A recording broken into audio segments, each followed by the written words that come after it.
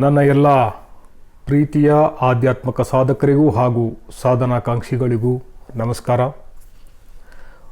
ಮೊನ್ನೆ ಒಬ್ಬರು ಒಂದು ವಿಚಿತ್ರವಾದ ಪ್ರಶ್ನೆಯನ್ನು ಕೇಳಿದ್ರು.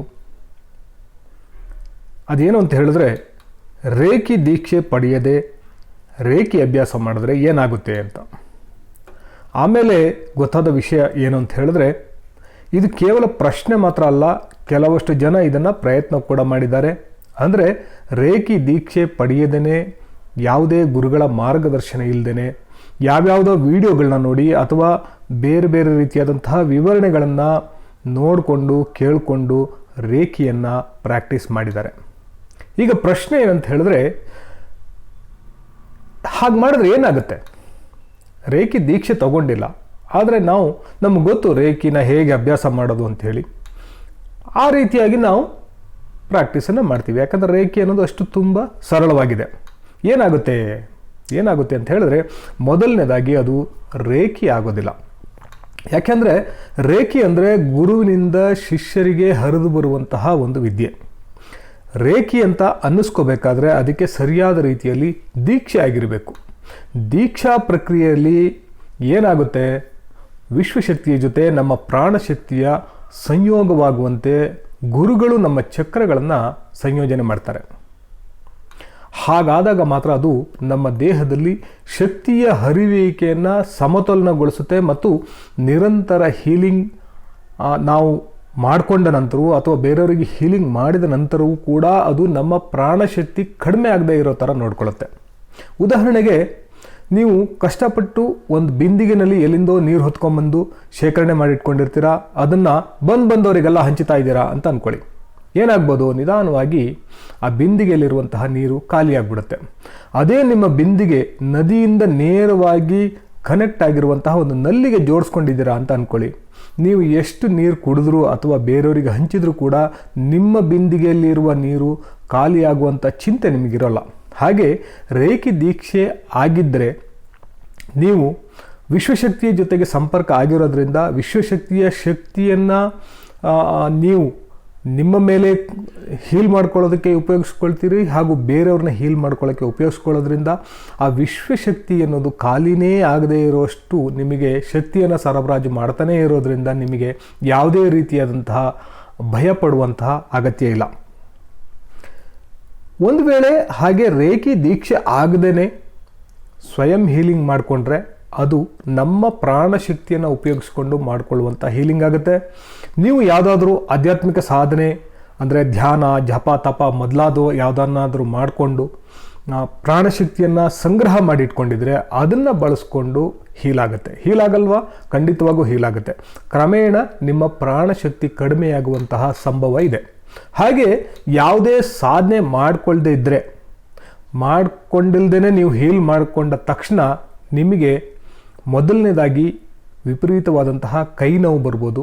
ಕೆಲವರಿಗೆ ಮೈಕೈ ನೋವು, ಸುಸ್ತು ಮೊದಲಾದವುಗಳು ಬಂದಿರುವಂತಹ ಉದಾಹರಣೆ ಇದೆ. ಇದು ತುಂಬ ನೆಗೆಟಿವ್ ಆಗಿರುವಂತಹ ಒಂದು ಸಿಂಪ್ಟಮ್. ಯಾಕಂತ ಹೇಳಿದ್ರೆ ಹೀಲ್ ಮಾಡ್ಕೊಂಡ ತಕ್ಷಣ ನಿಮಗೆ ರಿಲ್ಯಾಕ್ಸ್ ಆಗಬೇಕು. ನಿಮಗೆ ಸುಸ್ತು, ಮೈಕೈ ನೋವು, ಹುಷಾರಿಲ್ದಂಗೆ ಆಗ್ತಾ ಇದೆ ಅಂತಂದರೆ ಅದೊಂದು ನೀವು ತಪ್ಪು ಮಾಡ್ತಾ ಇದ್ದೀರಿ ಅಂತ ಒಂದು ಅರ್ಥ. ರೇಖಿ ದೀಕ್ಷೆ ಪಡೆಯದೆ ಬೇರೆಯವರಿಗೆ ರೇಖಿ ಪದ್ಧತಿಯಲ್ಲಿ ಹೀಲಿಂಗ್ ಮಾಡೋದಂತೂ ಅಪಾಯವನ್ನು ಕಟ್ಕೊಂಡು ಹಾಗೇನೆ. ಬೇರೆಯವರ ನಕಾರಾತ್ಮಕತೆ ಏನಾದ್ರು ಇದ್ದರೆ, ಅವರ ರೋಗ ರುಜಿನಗಳೇನಾಗಿದ್ದರೆ ನಾವೇ ಕೇಳಿ ಅದನ್ನು ಪಡ್ಕೊಂಡಾಗುತ್ತೆ. ರೇಖಿ ದೀಕ್ಷೆ ಪಡೆಯದೆ ಬೇರೆಯವರಿಗೆ ಅಥವಾ ತಮಗೆ ಮಾಡಿಕೊಳ್ಳುವಂಥ ಹೀಲಿಂಗ್ನಿಂದ ಆಗುವ ಮತ್ತೊಂದು ದೊಡ್ಡ ಸಮಸ್ಯೆ ಎಂದರೆ ನಮ್ಮಲ್ಲಿರುವ ವಿಚಾರಗಳು ಹಾಗೂ ಯೋಚನೆಗಳು ಹೀಲಿಂಗ್ ಮೇಲೆ ನೇರವಾದಂತಹ ಪರಿಣಾಮವನ್ನು ಉಂಟು ಮಾಡುತ್ತೆ. ನಮ್ಮಲ್ಲಿ ಸಕಾರಾತ್ಮಕ ಆಲೋಚನೆ ಇದ್ದರೆ ಸಕಾರಾತ್ಮಕ ಪರಿಣಾಮ ಆಗುತ್ತೆ. ಒಂದು ವೇಳೆ ನಕಾರಾತ್ಮಕ ಆಲೋಚನೆಗಳಿದ್ದರೆ ನಕಾರಾತ್ಮಕ ಪರಿಣಾಮಗಳಾಗುತ್ತೆ. ಯಾರಿಗೆ ಆದರೂ ನಿಮಿಷಗಟ್ಟಲೆ ಮಾಡುವಂತಹ ಹೀಲಿಂಗ್ ಪ್ರಕ್ರಿಯೆಯಲ್ಲಿ ಎಲ್ಲ ರೀತಿಯಾದಂತಹ ಆಲೋಚನೆಗಳು ಬರುವ ಸಾಧ್ಯತೆ ಇರೋದರಿಂದ ಅದು ಹೀಲಿಂಗ್ ಪಡ್ಕೊಳ್ಳೋವರ ಮೇಲೆ ಮತ್ತು ಹೀಲಿಂಗ್ ಮಾಡುವವರ ಮೇಲೆ ಖಚಿತವಾದಂತಹ ಪ್ರಭಾವವನ್ನು ಖಂಡಿತವಾಗೂ ಮಾಡುತ್ತೆ. ಆದರೆ ರೇಖಿ ದೀಕ್ಷೆ ಪಡೆದು ಮಾಡುವಂಥ ಹೀಲಿಂಗ್ನಿಂದ ಈ ರೀತಿಯಾದಂತಹ ಅಪಾಯ ಖಂಡಿತ ಇರೋದಿಲ್ಲ.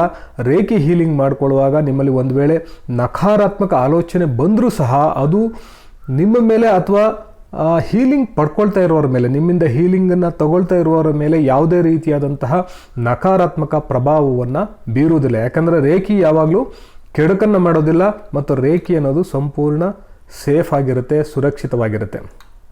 ಅದಕ್ಕೆ ನಮ್ಮಲ್ಲಿ ಹೇಳ್ತಾರೆ, ನಮ್ಮ ಮೇಲೆ ಯಾರಿಗಾರು ಅಸೂಯೆ ಇದ್ದರೆ, ಹಗೆತನ ಇದ್ದರೆ, ನಮ್ಮ ಬಗ್ಗೆ ಕೆಟ್ಟ ಆಲೋಚನೆ ಇರುವವರ ಅವ್ರ ಹತ್ರ ನಾವು ಆಶೀರ್ವಾದವನ್ನು ತಗೋಬಾರ್ದು ಅಂತ ಹೇಳಿ. ಯಾಕೆಂತ ಹೇಳಿದ್ರೆ ಅವರಲ್ಲಿರುವಂಥ ಅಸೂಯೆ ಆಗಿರ್ಬೋದು, ಹಗೆ ಆಗಿರ್ಬೋದು, ನಮ್ಮ ಬಗ್ಗೆ ಇರುವಂಥ ಕೆಟ್ಟ ಆಲೋಚನೆಗಳು ಕೂಡ ಅವರ ಆಶೀರ್ವಾದದ ಜೊತೆಗೆ ನಮ್ಮಲ್ಲಿ ನೆಗೆಟಿವ್ ಎನರ್ಜಿಯನ್ನು ಕ್ರಿಯೇಟ್ ಮಾಡುವಂಥ ಸಂಭವ ಇರುತ್ತೆ. ಆದ್ದರಿಂದ ಆ ನಕಾರಾತ್ಮಕತೆಯನ್ನು ಅವಾಯ್ಡ್ ಮಾಡೋದಕ್ಕೋಸ್ಕರ ಎಲ್ಲರ ಹತ್ತಿರ ನಾವು ಆಶೀರ್ವಾದವನ್ನು ಕೂಡ ತಗೋಬಾರ್ದು ಅಂತ ಹೇಳ್ತಾರೆ. ಅಂಥದ್ರಲ್ಲಿ ರೇಖಿ ಹೀಲಿಂಗನ್ನ ತಗೊಳ್ಳೋದು ಇನ್ನೂ ದೊಡ್ಡ ತಪ್ಪಾಗುತ್ತೆ. ರೇಖಿ ದೀಕ್ಷೆ ಪಡೆಯದೇ ಇರುವುದರ ಮತ್ತೊಂದು ದೊಡ್ಡ ಸಮಸ್ಯೆ ಏನು ಅಂತ ಹೇಳಿದ್ರೆ ಮಾರ್ಗದರ್ಶನದ ಕೊರತೆ. ರೇಖಿ ದೀಕ್ಷೆ ಪಡೆಯದೇ ಇದ್ದವರಿಗೆ ಗುರುಗಳೇ ಇರೋದಿಲ್ಲ. ಆದ್ದರಿಂದ ಸಾಧನೆಯ ಸಮಯದಲ್ಲಿ ಬರುವಂಥ ಯಾವುದೇ ಅನುಮಾನಗಳಿಗೆ, ಸಮಸ್ಯೆಗಳಿಗೆ ಸ್ಪಂದಿಸಲು ಅಥವಾ ಮಾರ್ಗದರ್ಶನ ಮಾಡಲು ಯಾರೂ ಇಲ್ಲದೆ ಇರೋದರಿಂದ ಯಾವ ರೀತಿಯಾದಂತಹ ಪ್ರಗತಿಯನ್ನು ಕೂಡ ಸಾಧಿಸೋದಕ್ಕೆ ಆಗೋದಿಲ್ಲ.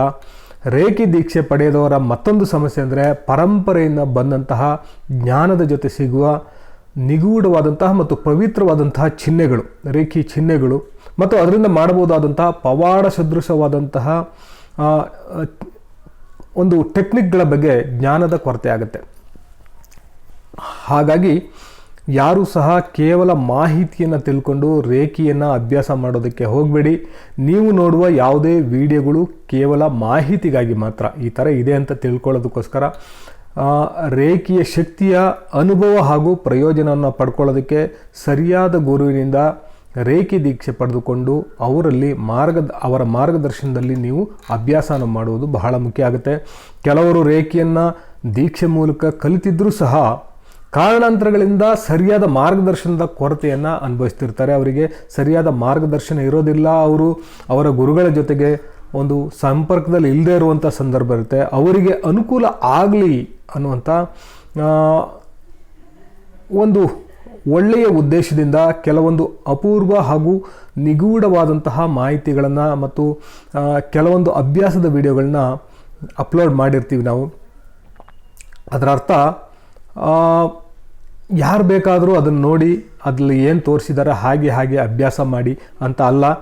ಈ ರೀತಿ ತಪ್ಪಾಗಿ ಬಳಕೆ ಆಗುವ ಒಂದು ಅನುಮಾನ ಇರೋದರಿಂದ ನಾನು ರೇಖಿಯ ಬಗ್ಗೆ ಮಾಡಿರುವಂಥ ಕೆಲವು ವಿಡಿಯೋಗಳನ್ನು ರಿಮೂವ್ ಮಾಡುವ ಬಗ್ಗೆ ಯೋಚನೆ ಮಾಡ್ತಾಯಿದ್ದೀನಿ.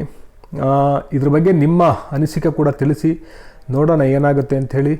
ನಿಜವಾದ ಸಾಧಕರು, ಸಾಧನೆ ಮಾಡ್ತಾ ಇರೋರು ಅದನ್ನು ನನ್ನ ವಿಡಿಯೋಗಳನ್ನ ನೋಡಿಕೊಂಡು ನನಗೆ ವೈಯಕ್ತಿಕವಾಗಿ ಕೇಳಿಕೊಂಡ್ರೆ ಅವರಿಗೆ ಆ ವಿಡಿಯೋಗಳ ಲಿಂಕನ್ನು ಹಂಚ್ಕೊಳ್ತೀನಿ. ಅದನ್ನು ನೋಡಿಕೊಂಡು ಅವರು ಖಂಡಿತವಾಗಿ ಪ್ರಾಕ್ಟೀಸನ್ನು ಮುಂದುವರಿಸ್ಬೋದು. ಇನ್ನು ಕೆಲವರಿಗೆ ಮತ್ತೊಂದು ರೀತಿಯಾದಂತಹ ಒಂದು ಸಂಶಯ ಇದೆ. ಅದೇನಂತ ಹೇಳಿದ್ರೆ ರೇಖಿ ಅಭ್ಯಾಸ ಸಮಯದಲ್ಲಿ ಯಾವುದೇ ಗಡಿಯಾರ, ಟೈಮರ್, ಮ್ಯೂಸಿಕ್ ಇದನ್ನು ಉಪಯೋಗಿಸಬಾರ್ದು. ಕೇವಲ ನಮ್ಮ ಅನುಭವದ ಆಧಾರದ ಮೇಲೆ, ನಮ್ಮ ಇಂಟ್ಯೂಷನ್ನ ಬೇಸಿಸ್ ಮೇಲೆ ನಾವು ಹೀಲ್ ಮಾಡ್ಕೋಬೇಕು ಅಂತ ಕೆಲವು ಗುರುಗಳು ಹೇಳ್ತಾರೆ ಅಂಥೇಳಿ ನನ್ನ ಹತ್ರ ಕೇಳಿದವರಿದ್ದಾರೆ. ಆದರೆ ಆ ರೀತಿಯಾದಂತಹ ಯಾವುದೇ ನಿಯಮ ರೇಖಿಯಲ್ಲಿ ಇಲ್ಲ. ಪ್ರಥಮ ದೀಕ್ಷೆ ಪಡೆದಂತಹ ಎಷ್ಟೋ ಜನರಿಗೆ ಹೀಲಿಂಗ್ ಮಾಡ್ಕೊಳ್ಳೋದಕ್ಕೆ ದೇಹದ 26 ಪ್ರದೇಶಗಳನ್ನು ಗುರುತಿಸಿ ಕೊಟ್ಟಿರ್ತಾರೆ ಗುರುಗಳು. ಆದರೆ ಎಷ್ಟೋ ಜನರಿಗೆ ಅದನ್ನು ನೆನ್ಪಿಟ್ಕೊಳ್ಳೋದು ಕಷ್ಟ ಆಗುತ್ತೆ. ಅದಕ್ಕೆ ಪ್ರತಿ ಜಾಗಕ್ಕೂ ಒಂದು ಕನಿಷ್ಠ 3 ನಿಮಿಷಗಳ ಕಾಲ ಹೀಲಿಂಗ್ ಮಾಡ್ಕೊಳ್ಳೋದಕ್ಕೆ ಹೇಳಿರ್ತಾರೆ.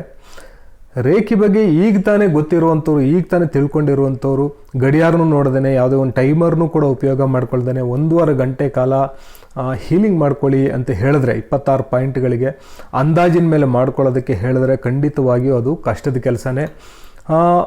ಖಂಡಿತವಾಗಿಯೂ ಟೈಮರ್ ಇರುವಂತಹ ವಿಡಿಯೋ, ಗಡಿಯಾರ ಮೊದಲಾವುಗಳನ್ನು ಉಪಯೋಗಿಸ್ಕೊಂಡು ಹೀಲ್ ಮಾಡ್ಕೊಳ್ಳೋದು ಅತ್ಯಂತ ಸೂಕ್ತ ಅಂತ ನಾನು ಹೇಳ್ತೀನಿ. ರೇಖಿಯಲ್ಲಿ ರೇಖಿಯ ಸಾಧನೆಯಲ್ಲಿ ದೃಢ ಆದಮೇಲೆ ತಮ್ಮ ಅನುಭವದ ಆಧಾರದ ಮೇಲೆ ಕೈಯಲ್ಲಿ ಹರಿಯುವಂಥ ಶಕ್ತಿಯ ಹರಿಯುವುದು ನಿಲ್ಲೋ ತನಕ ಹೀಲ್ ಮಾಡ್ಕೋಬೋದು. ಹಾಗೆ ಬೇರೆಯವರಿಗೆ ಹೀಲ್ ಮಾಡುವಾಗಲೂ ಟೈಮನ್ನು ನೋಡಬೇಕಾದಂತಹ ಅಗತ್ಯ ಇರೋದಿಲ್ಲ. ಇಷ್ಟು ವಿಷಯಗಳನ್ನು ನಿಮ್ಮ ಜೊತೆಗೆ ಹಂಚ್ಕೋಬೇಕಾಗಿತ್ತು.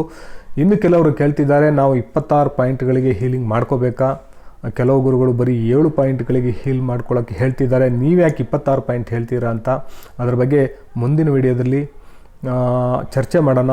ಆ ಪಾಯಿಂಟ್ಗಳ ಮಹತ್ವ ಏನು, ಯಾಕೆ 26 ಪಾಯಿಂಟ್ಗಳು ಹೇಳ್ತಿದ್ದಾರೆ, ಹೇಗೆ ಅದನ್ನು ಮಾಡ್ಕೊಳ್ಳೋದು ಅನ್ನೋದ್ರ ಬಗ್ಗೆ ಡೀಟೇಲಾಗಿ ನೋಡೋಣ.